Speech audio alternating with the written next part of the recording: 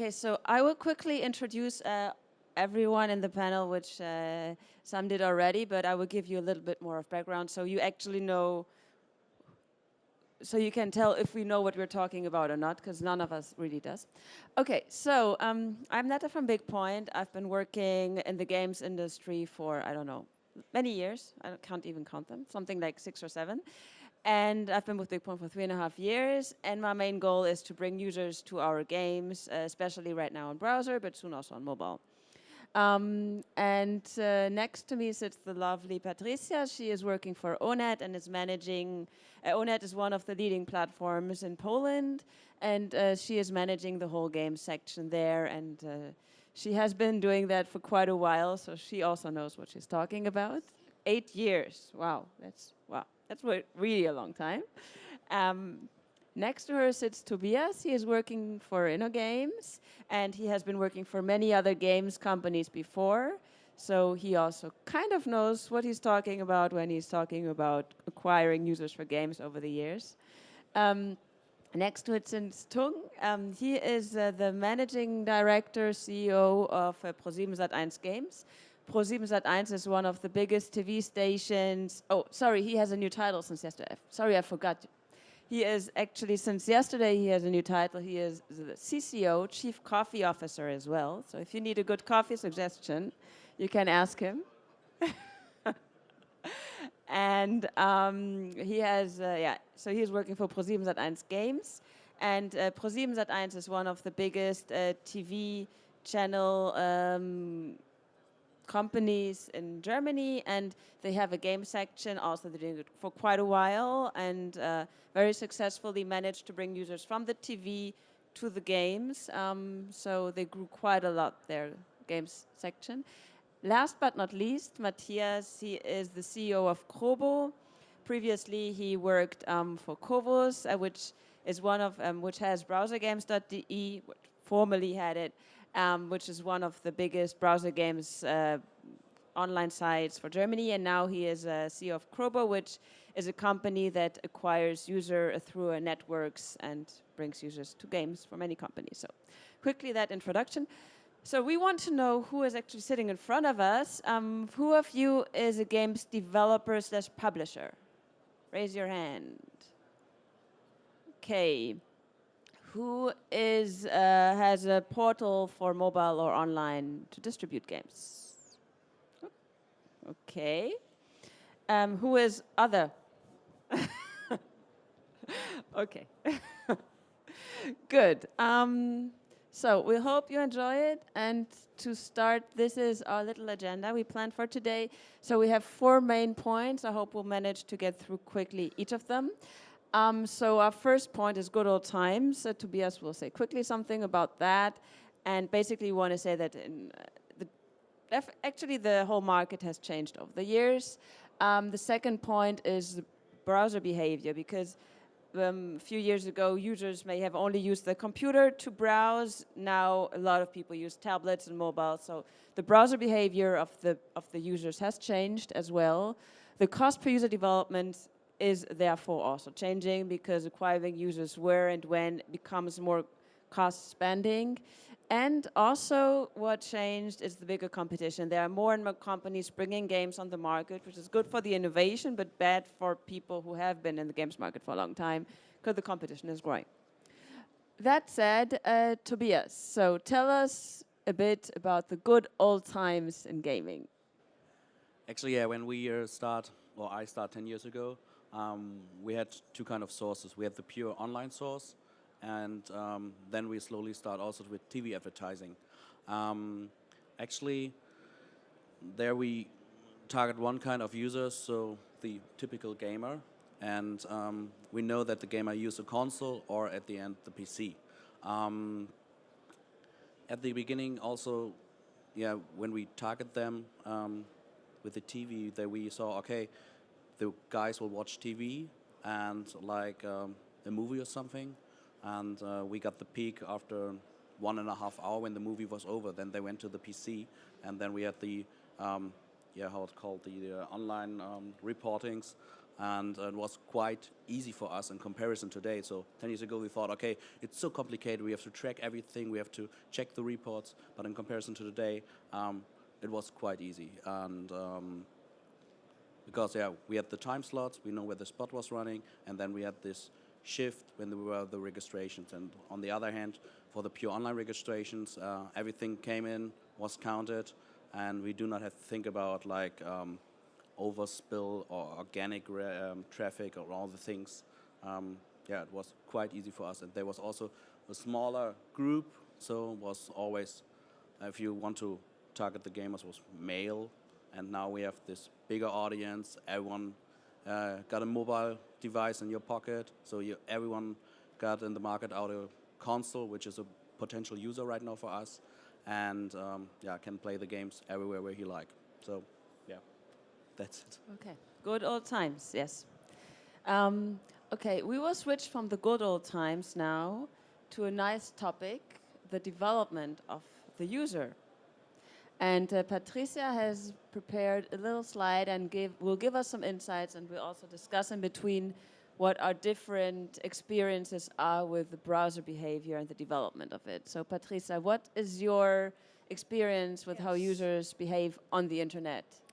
As Tobias said, good old times definitely are gone, and the cost of acquisition is really increasing, and sometimes very often it doesn't translate into higher refunds and better players. So that's why at in Onet, what I'm working for, so important is to acquire high quality users, because we work for ourselves. If we do not acquire high quality users, we will lose money, our time, inventory. So that's why, in my opinion, data-driven strategy, marketing and distribution strategy is key to financial success. And that's why also in Onet we focus very much to learn about our users' profile, behavior. That's why we conduct research. We invest a lot of money to conduct research that will let us govern an in-depth understanding of gamers' behavior, the preferences, type of platforms, how they play, when they play, what are the barriers, what type of payments they choose, why they resign from making a payment. This is the knowledge. If you don't invest in this knowledge, I think it will be a factor for a finance disaster. And I prepared a couple of information here. Maybe I will go here. Thanks to our research, in example, we learned about profession of our users. We learned that our users at Onet, they are rather permanently employed. They are rather people over 25 years old. So we had to change communication from communication to children, rather to communication to adult people. And what's really interesting, I will give you a small tip. Thanks to our research, we learned that in case of particular games, word game was problem. People were reluctant to play game because we called it game. They treated game as something which is childish, which is not easy. So in particular games, we had to avoid word game and tell them, no, you're not playing game. It's only farm simulator, it's fishing simulator, entertainment for adult. No, it's not game. And in particular games, I will give you example of significant change. We had plus 80% of registration in next month. That's really big change. That's why it's so important to make research, to find out who are your users, what they do, what are the motivation, why they play on each platform, why they play on mobile, on web browser. For example, we know that our web browser gamers, they play for rivalry, to compete with other players, and our mobile gamers, they just kill time. but they kill time. They play for a couple of minutes and they don't spend money. That's the problem. Can we go back to the? Yes. And the last thing. When you want to acquire users, you need to know what are the barriers to play the game, because there are different barriers. We learned about psychological barriers, technical barriers, and technological barriers. We learned that the biggest barrier is psychological barrier and technological barrier. That's the change of the word game made a great impact on registration. The technological change to avoid registration, we could do that because Onet has its own mail account, lower the barrier to register into the game. So my tip and my advice is to gather data, to conduct researches, and then to check after a couple of months if those researches are making better results. And I will give you the final information. People are also fed up with ads. That's really something terrible. They are fed up with ads, and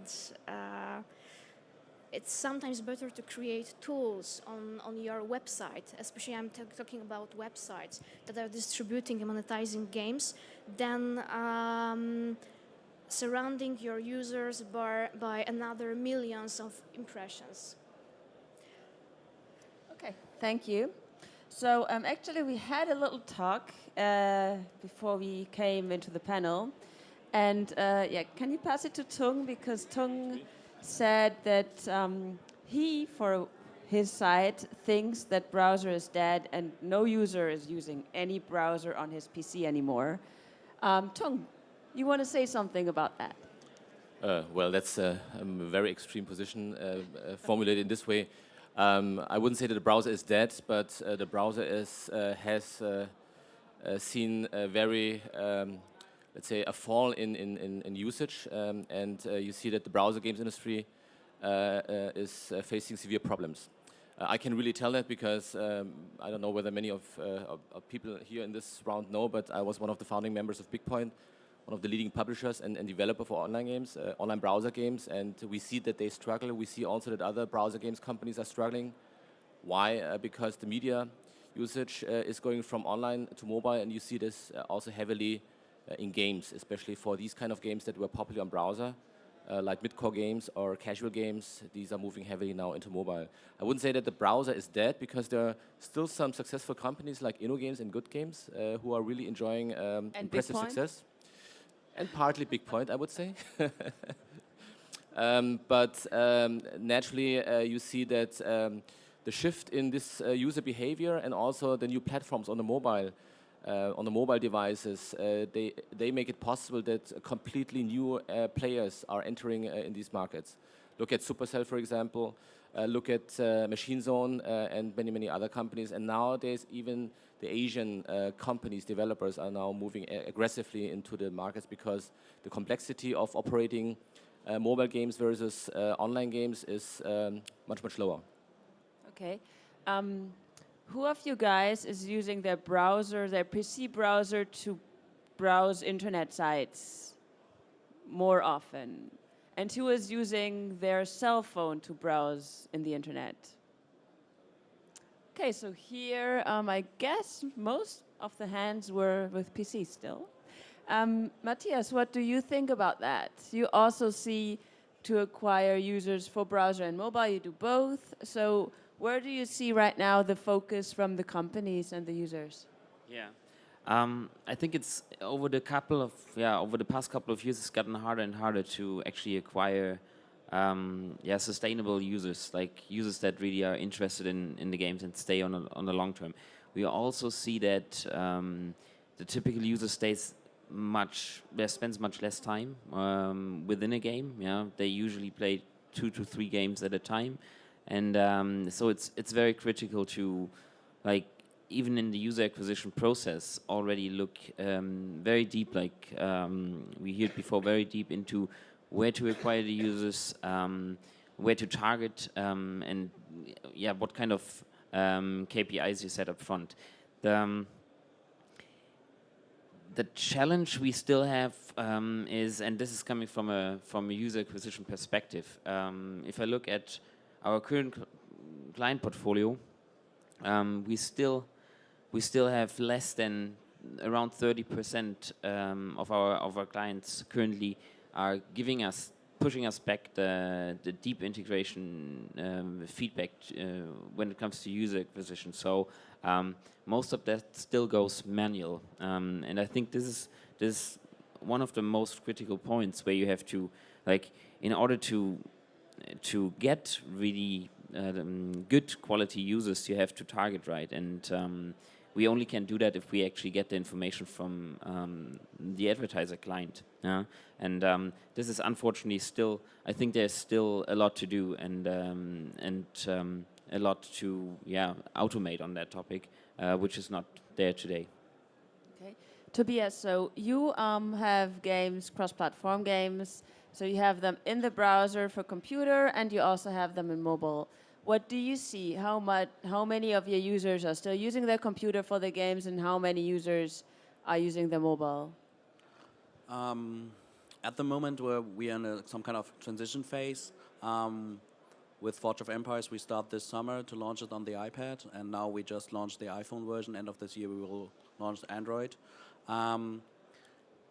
We see that our users really switch between the platforms, and it is also some kind of you have to scale how much revenue you get out of the different platforms. So at the moment, we see the browser still higher than mobile, but from the reach, we reach, like I mentioned right now, that a lot of people got the mobile device and everyone got his console in the pocket. It's easier for us to reach more people than on the browser acquisition. But I think in the future we'll also change that. We will get the user out of mobile websites. So everyone got, okay, mobile is apps, but I've got the feeling that the usage of the devices will change, that we will get something out of the optimized mobile websites. And this is also a stage which we do not reach at the moment. Like, all the partner portals are preparing mobile websites and optimize them.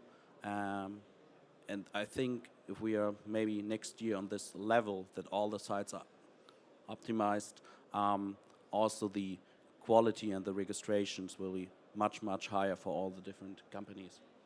Okay, thank you. So what goes along with the behavior of the user, obviously, as I already quickly addressed, is the cost per user acquisition. That cost has obviously changed over the years. And it's also, I guess, different between acquiring a user for an online game and acquiring a user for a mobile game.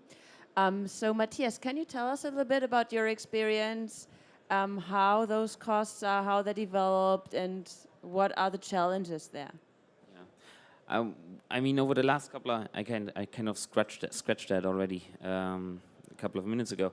Over the last couple of years, we're seeing a constant increase in user acquisition costs, in payouts, not only online but also mobile.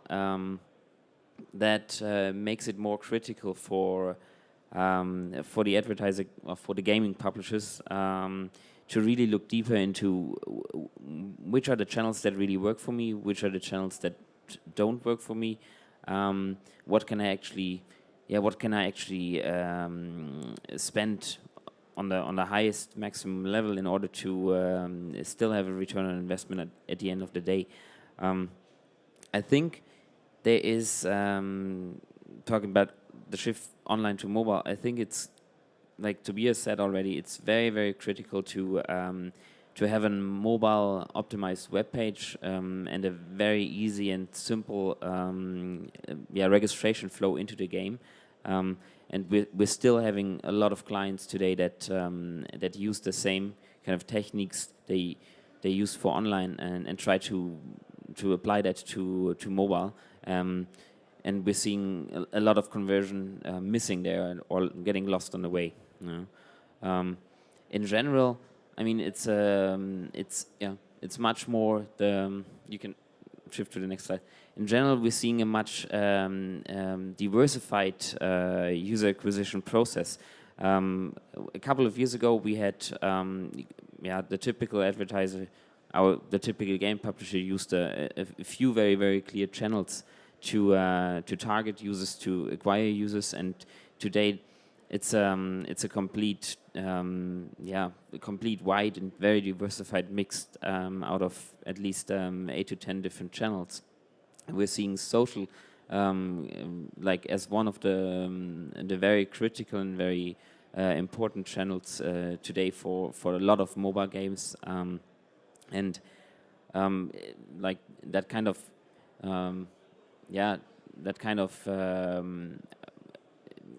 was how should I lost it. That kind of is very important, that you actually look very deep in how to target on Facebook and how to target on different social platforms in order to not exceed the user acquisition costs. Yeah. Okay. So Tung, you have games yourself, and you are doing both sides of the medal. You are distributing games, but you also are bringing users to games. Do you see a challenge? Does it get harder for you as well to get users to the games, to your own games or to third-party games that you're distributing? Yes, definitely. It's for us as a publisher, it's a very, very big challenge to get new users, new leads at acceptable prices, because prices have exploded over the past 24, 36 months, probably tripled or quadrupled in online, and you see this going on with an even steeper curve in mobile. So in this regard, it's as a publisher really a challenging business. Because it's very competitive then to make it profitable. So you have to be very efficient, very lean in organizational structures and also on the cost side. As an advertiser or as a company providing advertising solutions, it's actually probably similar to Matthias. It's a comfortable zone, because we are in more or less on the arbitrage side, meaning that we buy and sell and have a margin, and that still is a valid business. But it's like in a gold rush, you know, you're selling the shuffles to the gold diggers. So this is for us a good business, but on the publishing side, it's definitely becoming challenging. And is there any secret you would like to give out to anyone here who is struggling? You can say, if you do this, then all your problems are solved.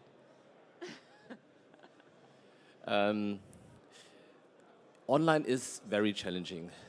I have no secret formula for that. Actually, I have. At the very end, it's the product. It's the game that really has to be really good, has to be great, it has to be loved by the consumers. And if it's in itself strong enough that it attracts users and holds them and retention are high, then you have already like the initial starting circle to get, let's say, the financial resources in order to buy users, for example. It's very difficult in the mobile ecosystem, and there's the magic answer: build a good product and have very good platform relationships to Apple, Google, and Microsoft, and have a good product and do smart user acquisition. Okay, so you heard it's really, really easy to get users to a game. Just make a good game and talk about it, especially. Actually, also what I can say, if you create a new game, think from day one on the reporting and on the numbers. So it's quite important. When I remember years ago, we bring out a new game, we turn it on, start a small campaign on Google, and we just collect the money. We do not care what's happening at the end. We just saw, okay, registrations are fine, revenue is fine, all cool.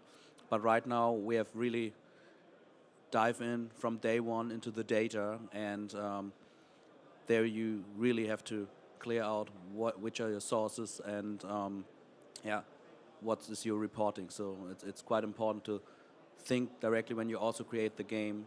So how you can track which are the conversion or the points inside the game when the user starts to paying, and that you really collect all the data there. This is right now, yeah, a big challenge for us, and there's all the reason why we build up a huge analytics team to get the numbers in. Matthias, you wanted to say something about that? Yeah, I kind of like to add to Tobias. What we still see today with a lot of our clients is that we still get these random requests, like a company brings out or focus on bringing out a really good product, a really good game, and then in the kind of last phase before going public with it, then they think about user acquisition. And when we then go try to dig in deeper and try to find out, okay, how do you want to measure your user acquisition spendings, or how do you want to measure your user acquisition activities? A lot of the times, yeah, like they don't really have a concrete idea how to measure first day, second day retention. It's like they miss out on integrating or measuring the very critical points in the first couple of weeks on the way to an active and spending user. And I think this is one of the things where you really have to do your homework before trying to go even into user acquisition with external companies, because we saw that on one of the other slides. Like still today, probably more than half of the people that do user acquisition for mobile games, they get cheated along the way, and it's very hard to actually discover that right away from the beginning if you're not really having a deep knowledge on the topic before you even go into user acquisition campaigns. Mm-hmm. Okay. Patricia, you want to mention something about that too? When you already acquire a high-quality user and he starts playing your game, and he even wants to pay in your game, you need to remember with one thing: lower the possibility to resign from making a payment. From my personal experience, very often we have there are producers outside Poland who want to cooperate with Onet, and there is a big problem. The reason why people are resigning from making a payment is a lack of translation of payment site into local language, and there is a lack of local currency. Please remember about this, because very often we have to decide not to cooperate with producer because these things are not localized. Thank you. I'm going to run a bit quicker because I think Sam will otherwise kick us out from here. We have 5 minutes left before the 6 minutes. Okay. So last but not least, we wanted to, one part that is also making it a bit more difficult for acquiring users to games is the fact that over the years, there are more and more games coming out. Like, our life was much prettier before Tobias joined InnoGames. It was so much easier to just say, all users just come to our games. And with every time competition rises, obviously, in German they say competition helps the business to grow, but obviously competition is always making your business more difficult to manage. So it was interesting because I talked to our analysis department if they can get me some numbers about games online on the browser, and it's actually almost impossible to know how many games are out there, because there is no one place where everyone registers a game and then there are like X thousand online games out there. That's why we just thought, okay, let's show the graph on the mobile games, because there Apple and Google know exactly how many games are on their gaming stores. So from what you can see, the number has been rising a lot, especially lately. The number of games is just crazy, and the number of apps grows rapidly. The biggest part of the number of apps is actually definitely games. So this is the part that grows the biggest and has the biggest part in the stores. That said, there are many games coming out every year, but the top 10 have almost not changed a little bit. Like, the top 10 since years are almost the same games. So out of, I don't know, 10,000 games, 10 really make a lot of money, and everyone else in the mobile games makes some money. So it's really tough to get into this top 10. So if you follow Tung's advice, just make a good product, then you might get into the top 10. But it's really not easy, and it's really a big battle to get into there. Here again, it shows you how many games actually make real money.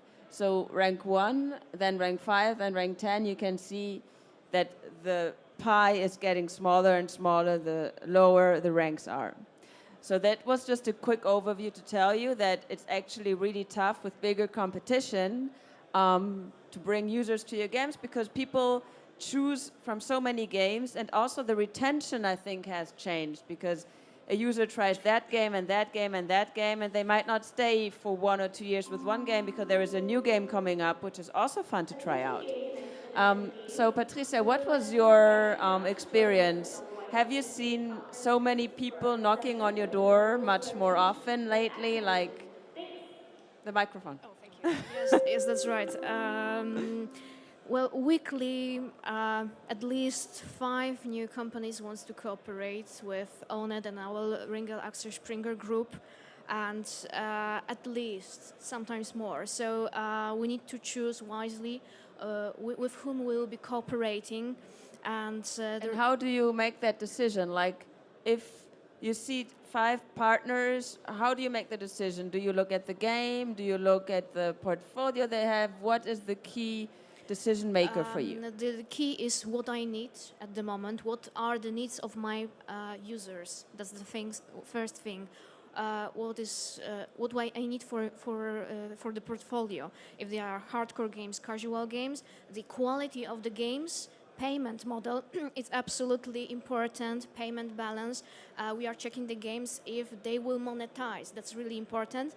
And payment system, yes, it is localized, etc. So there are things of needs of my users, then quality of the games, and then payment model. Since time is running, I would like each of you to maybe share something, some insight to finalize the topic about traffic acquisition. So what would each of you suggest to a game developer, publisher, or someone who has a portal?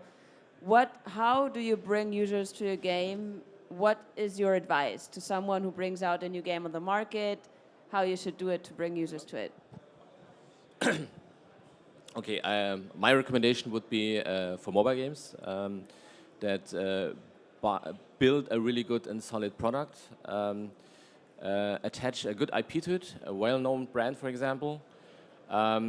Work on the monetization while you are further developing the game, and then try to do smart and efficient user acquisition, and try to also leverage, if you have a good game, if you can convince the platforms like the app stores of Google and Apple to promote the game, because then you come into a nice circle. Okay, thank you. Yeah, like Tung said, my recommendation would be build a very, very stable, very good product. Also focus on that basically the game flow works well in the game, is tested well enough, the payment works well, the translation is good, and then before starting user acquisition, look into the different channels you want to try out, set really clear KPIs for the different channels, and then start with a few test cases, and then after running these first test cases and getting the first results, then focus on the ones working, try to scale it up, and then combine it with the recommendation of the app stores or the Android store, and combine it with your other marketing channels like TV, for example, or offline campaigns like we see with, for example, Supercell. I think for example, they do a tremendous job in really like having a clear media plan up front, and then executing it along the way. Okay, Tobias, what is your super recommendation of the day? super, super. Actually, I would like to say, if you create a game, do not try to be the next King or the next Supercell. So create a product that you love. Try to find your niche, where your game fits in. For example, as we do with InnoGame, that we are the experts in strategy games. So this is something where we came from. This is where we are good in, and this is something, what we love. And like I mentioned also before, think from day one regarding the numbers, and that you collect them, like where the user starts to pay, on which position, and that you really know where the user go through your game and where's this point. So this is what I recommend. Okay. And Patricia, enlighten us with your great mind and thoughts and your experience over the few years. Well, first of all, gather in-depth information, knowledge about your users. You have to know your users, the profile of your users, use research, and then use intelligent tools like behavioral targeting tools to acquire high-quality users. And as Tobias said, try to find, in the case you are a producer, try to find your niche. In Poland, we have such company. It's 10 Square Games. They created a fishing simulator. It was absolutely niche, but it's a bestseller in Poland. Actually, Patricia told me yesterday something, another tip how you can make a game very popular.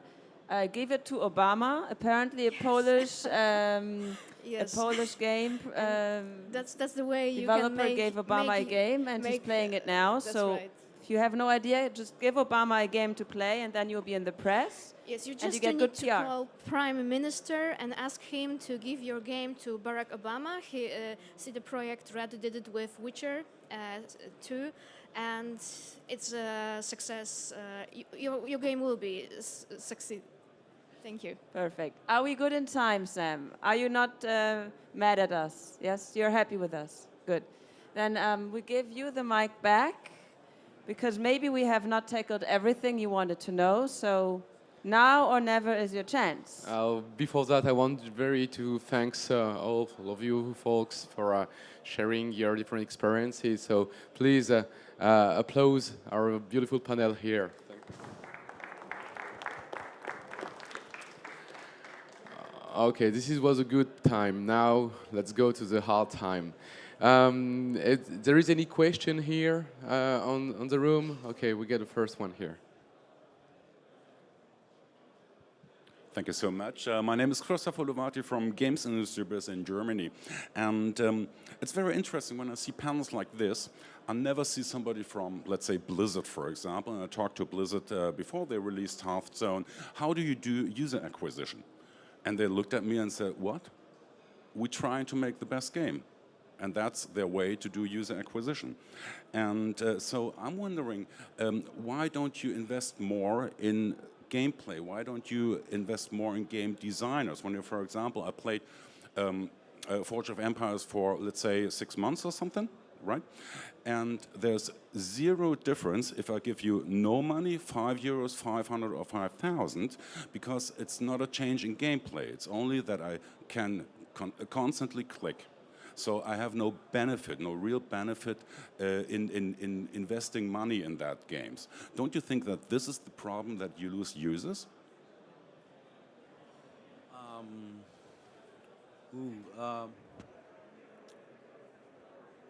Actually, I don't think so, because it's something that you can. Oh, is it working? Yeah. Actually, I don't think so. The thing is that Forge of Empire is possible to play the whole game for free. You do not need to add the money, but for sure the game will be faster, if you like. But we try out to create a product which the user, love and like to play.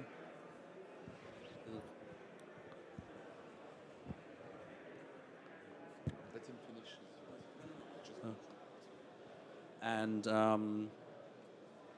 And also they are how it's called.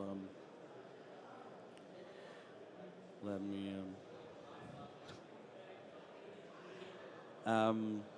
Yeah, that they are inside the game. So and the thing is that we are also focusing on that that it's not a need to pay for it, and that the product is completely playable, and also that we have a nice product and a good product.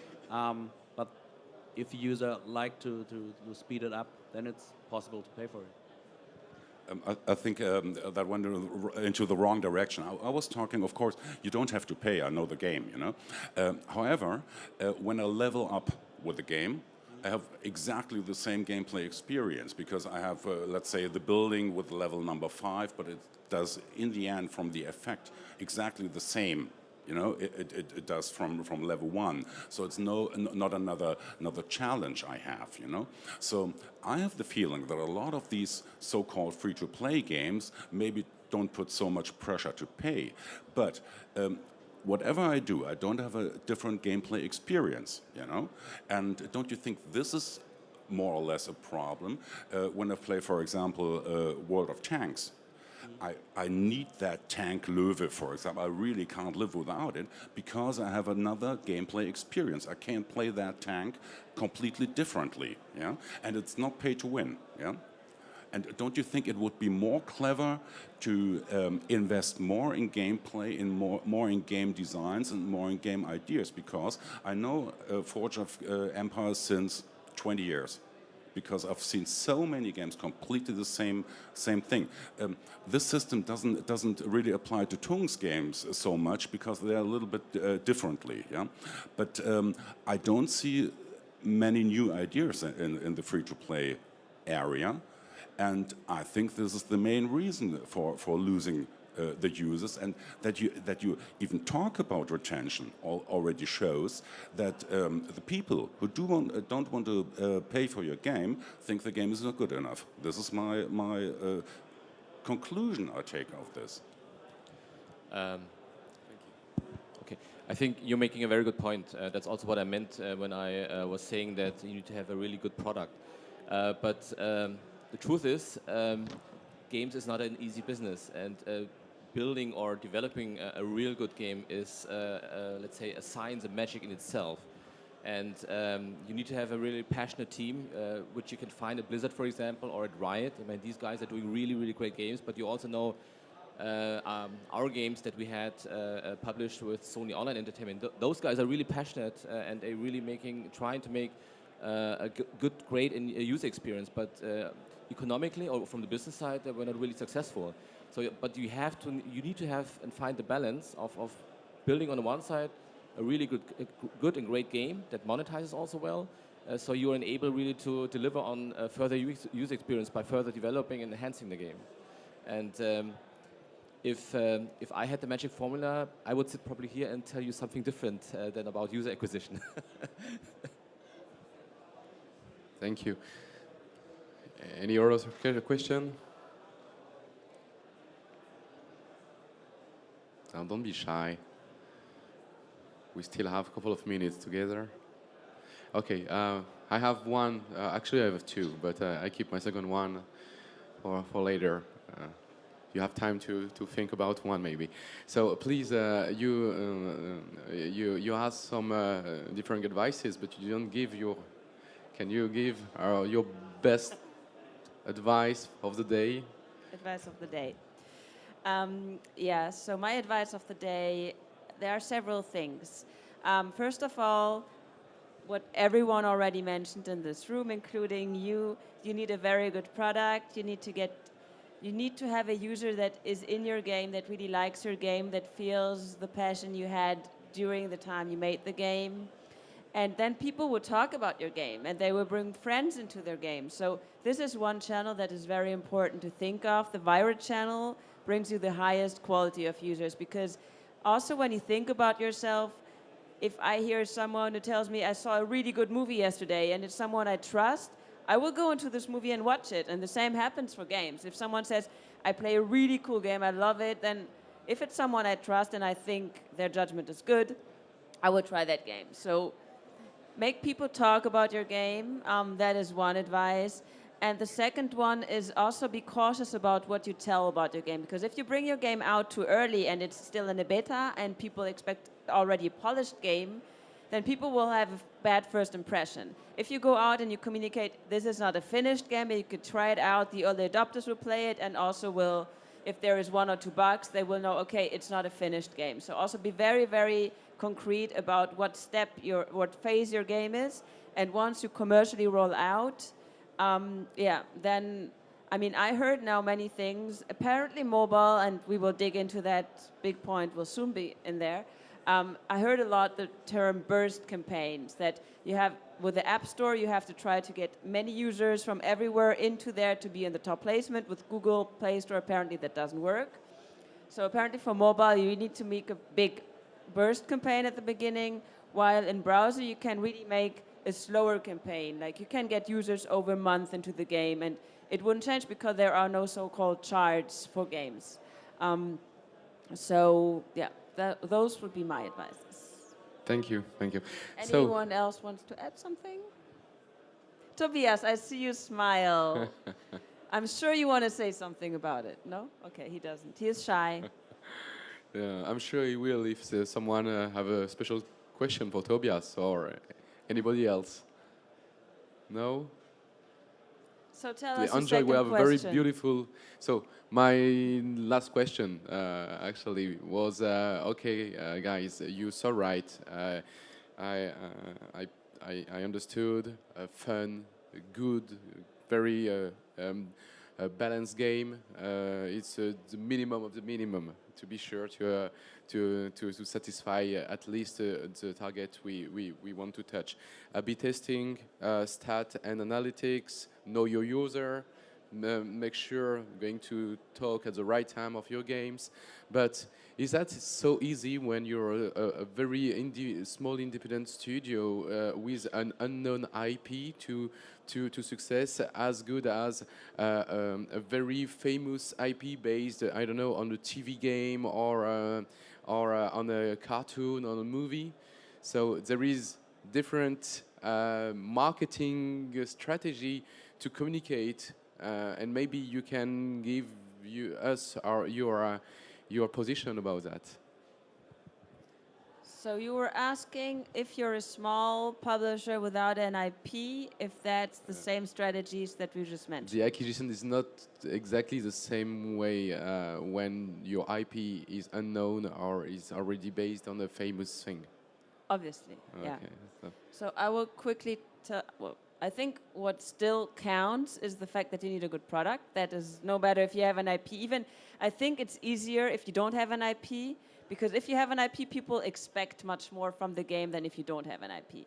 So I think it's a challenge to have an IP, but on the other hand, obviously if you don't have an IP, people will not Google for it, it will not talk to people will not know the game, so the name is actually quite important. It has to be catchy and easily to understand, and it has to work internationally. And if you're a small publisher, I think obviously you don't have the money a big publisher has to acquire users, so you need to be a bit more creative and maybe go more for social media. That would be my advice to smaller publishers. But anyone else? From my point of view, and from the view of big media, like Onet and other media from our group, there is no difference between popular, famous IP and no IP. Because personally, I'm looking for games with no IP. Because I have games which are greatly monetizing, and they have had no IP.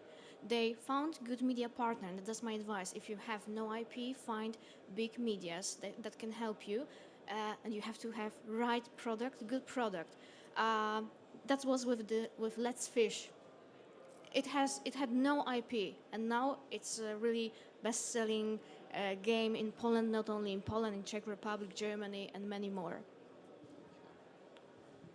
Okay, actually, if someone, it also happened that someone offers you an IP for free, for example, which is a bigger brand, and like, okay, you can have the IP, create a game, think about if you do this kind of things, because a big brand can deliver a lot of registrations, but at the end also will be the product, the right thing, and so it's better, like Patricia mentioned, like have something that is not related, for example, to a big IP, and then have a nice game, and then and not the other way around.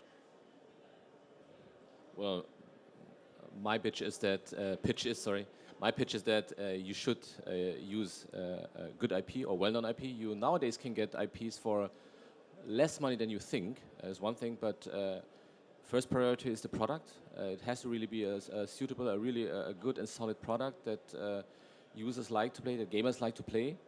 Attach an IP to it that is credible, that has credibility, that's trustworthy, and makes sense also to put it together with the game. Just give you an example. We brought out a mobile soccer manager this year, and we were lucky to license the IP of the German Football Association. So Joachim Löw, the coach of the national team, was the icon on the app icon, and that made sense. We were discussing before whether we should put someone like Felix Magath on it. He's a coach, very well known in the German football industry. I think he was just fired from an English football club, but he has a bad reputation, put it this way, or not. His reputation is not so good, so that would have not fit to the game that we would like to bring out.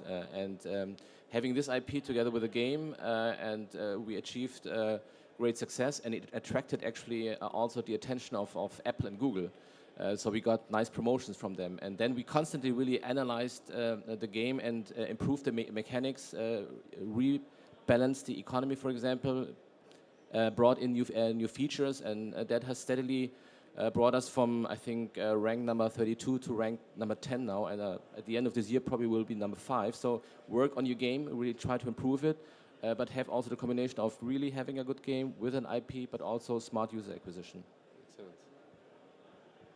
Yeah, my advice on that topic is, I think when it comes to user acquisition, it is very, it's a very fair game, I would say, because like it doesn't really matter if you're a big IP or if you have a big IP or not, if the product has to prove itself. And I mean, big IPs and big publishers might have more budget to spend and try out at the beginning, but if the game itself does not work, and if the product is not good, they will quickly run out of cash and won't spend more money on user acquisition.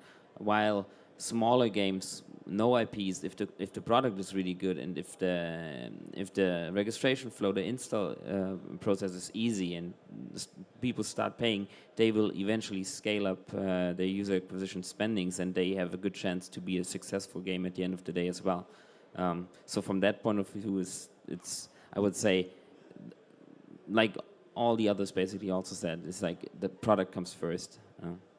Perfect. Thank you so much. Thank you for your advices. So this is the end of this topic. So thanks again, Netta, Patricia, Tobias, Tong, Matthias. Thank you for all what you're sharing very honestly with you. So make good games. Acquisitions, organic acquisitions is the best. If your game is good, it should work. But it's not enough. Don't forget to think after acquisitions there is retentions. You have to know your audience, take care of the analytics, think already of your updates, and of course make good games. Thank you so much.